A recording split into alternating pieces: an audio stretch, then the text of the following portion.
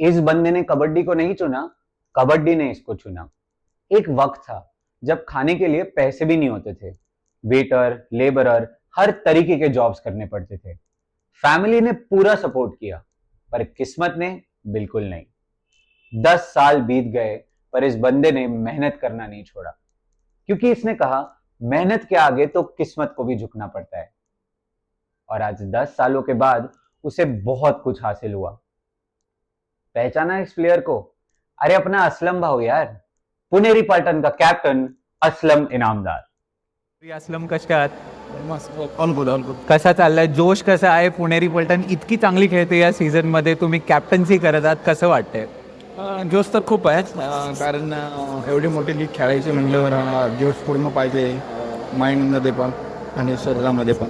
आणि आज जोश मी माझ्या प्रत्येक खेळाडूला दिलेला आहे.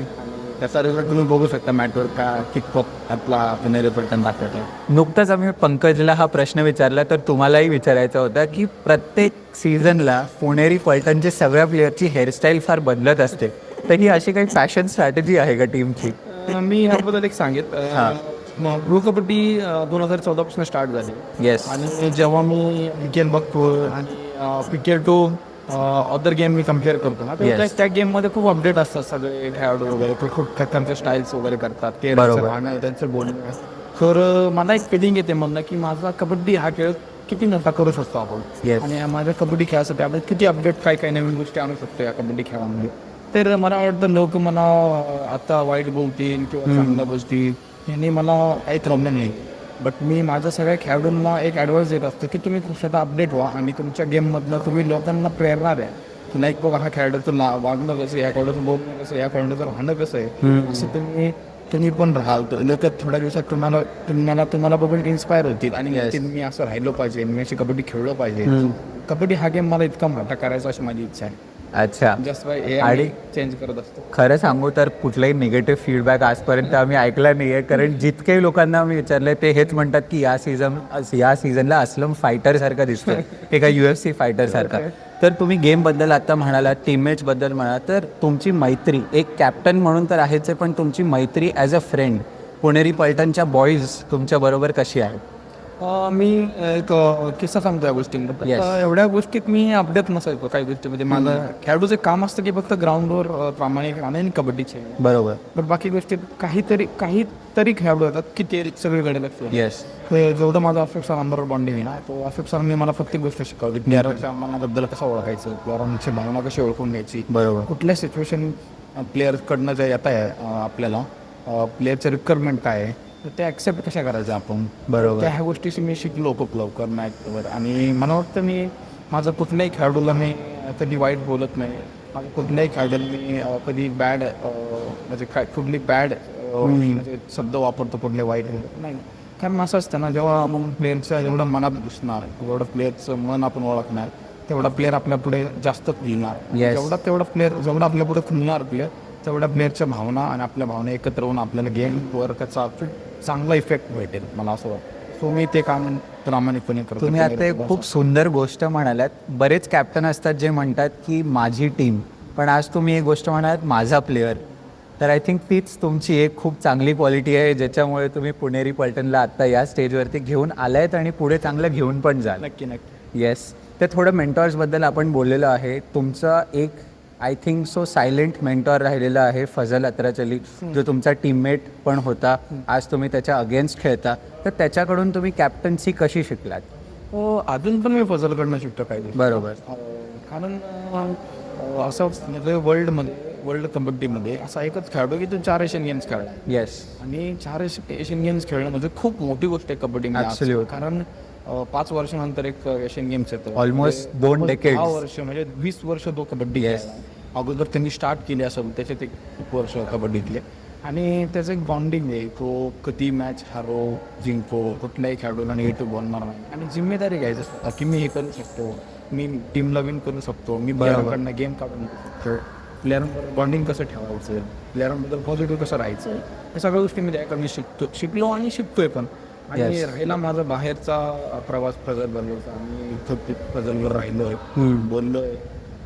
म्हणजे मला असं वाटतं की फजल एक माझा मोठा भाऊ आहे आणि प्रत्येक सिच्युएशनला ते मला हेल्प करतात त्याच्याबद्दल आय गेट. तर एवढंच बोलू शकतो. खूप माझ्यासाठी इम्पॉर्टंट गोष्ट आहे. खूप स्वीट आहात यार तुम्ही असं मला वाटतं.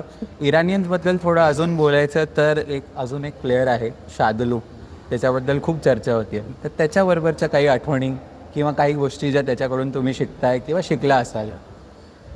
शादूला मी जेव्हा पण भेटतो ना तर शादू मला एक शब्द बोलत असतो. मी जेव्हा शादूला भेटणार आणि आम्ही दोघं करणार ना तर शादू फक्त मला एकच शब्द बोलतो की मिस यू ब्रदर. मला तिथंच सगळं काही जिंकल्यासारखं वाटतं, कारण तो मला मिस यू म्हणते त्याच्या अर्थ त्यांच्याकडे खूप साऱ्या आठवणी आहेत बाबा. बरोबर. नंतर त्यांनी सपोर्ट ठेवलं आहे. येस. ते सगळं त्याला सारखं रिमेंबर होत राहील की बाबा मी चॅम्पियन झालो आहे टीम बरोबर. आणि एक इम्पॉर्टंट गोष्ट आहे की माझ्या मॅनेजमेंटने आणि माझ्या खेळाडूंनी शादूला जी ट्रीटमेंट दिली ना मेरेबद्दल टीममध्ये ती कोणालाच दिली. ती मला कोणालाच दिली नाही. आमच्या खेळाडूंचा एक नेचर बनलेला आहे. येस. आमच्या टीममध्ये कुठलाही खेळाडू आला ना तर तो एक ब्रदर होईल आमच्याकडे. म्हणजे ब्रदर सगळे आम्ही एकदम फ्रेंडसारखं राहणार, एकदम आम्ही बॉन्डिंग आमचं रक्ताचं आहे आमचं बॉन्डिंग. तर ते शादूला मला फील होतं आणि शादू खूप चांगला फ्रेंड आहे. आय थिंक पुणेरी पलटण टीमपेक्षा एक घर तयार करते प्रत्येक खेळाडूसाठी जो आत्ता येतोय आणि पुढे येणार असेल तो. आणि आय थिंक तुम्ही त्याचे एक लीडर असालच ॲज युजल. इराणबद्दल अजून बोलायचं झालं तर तुम्ही एशियन गेम्स पण खेळले आहेत. 2023च्या एशियन गेम्समध्ये एक घटना घडली होती, तर त्याच्याबद्दल थोडंसं सांगा की एक्झॅक्टली झालं होतं काय. पवन रेडला गेलो ना, 5 खेळाडू होते आणि पवन रेडला गेल्यानंतर तो लॉबी आउट झालेला आणि तो कबड्डीचा रूल लिखले पण झालेला. आणि ते इंटरनॅशनल कबड्डी फेडरेशन ते स्टार्ट होता की नाही.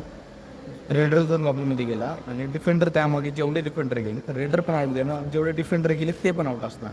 येस. खूप आम्हाला तिथं कामा आला आणि खूप वेळ तिथं डिस्कशन चाललेलं की हा रूल आहे नाही आहे. शेवटी मग तो निकाल आमच्या बाजूने लागला आणि वर्ल्डमध्ये आम्ही घेऊन आलो. येस. तुमच्याबरोबर भरपूर बोलायचं आहे असलम, बट थोडंसं लवकर आमच्याकडे टाईम कमी आहे. तर त्याच्यासाठी थोडेसे प्रश्न आहेत. पहिली गोष्ट तर तुमच्या आईबरोबरची एक आठवण आम्हाला मिळाली होती, ज्याच्यात तुम्ही तुमच्या आईला एक गोल्ड चेन विकत दिलेली आणि तुमच्यासाठी तुमची आई सर्वश्रेष्ठ आहे हे आम्हाला माहितीच आहे. तर ती मोमेंट कशी होती. एक खूप आनंदाची गोष्ट होती माझ्यासाठी ना, कारण माझ्या स्वतःच्या पैशातनं पहिला सीझन होता माझा. Yes. पैशातनं मी आईला काहीतरी बनवलं, मी स्वतःच्या पैशाने आईला काहीतरी दिलं. एक होतं ना की सगळे जे माझे पॅरेंट्स असतात त्यांची इच्छा असते की आमच्या मुलाने आमच्यासाठी काहीतरी केलं पाहिजे.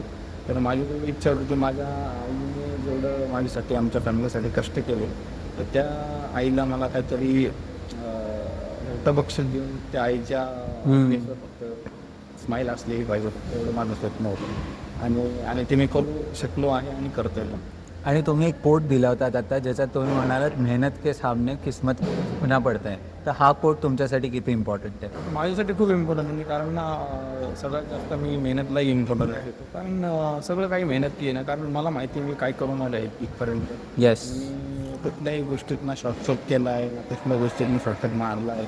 आणि माझं काय परिस्थिती होती, मी किती लढलो आहे काय गोष्टींसाठी. आणि मीडिया पुढं जरी माझी नाही असेल तर मी प्रत्येक गोष्टीवर कशी फाईट केली या सगळ्या गोष्टी सांगू शकलेलो नाही. तर मी इन्फॉर्मेशन मेहनतला येतो. Thank you so much for talking to us Aslam. Thank you. Wish you the very best.